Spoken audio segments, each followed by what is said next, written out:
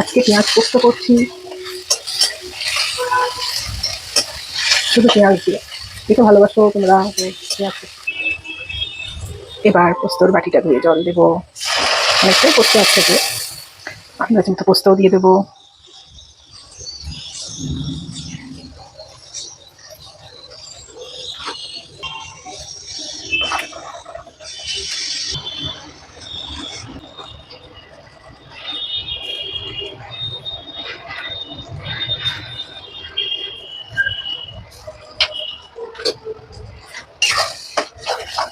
এবার পালা শুকনো শুকনো করা।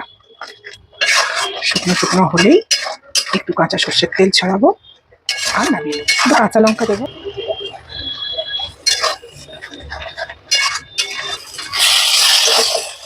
এবার নামিয়ে নেবো একটু সর্ষের তেল ছড়িয়ে। ব্যাস রেডি।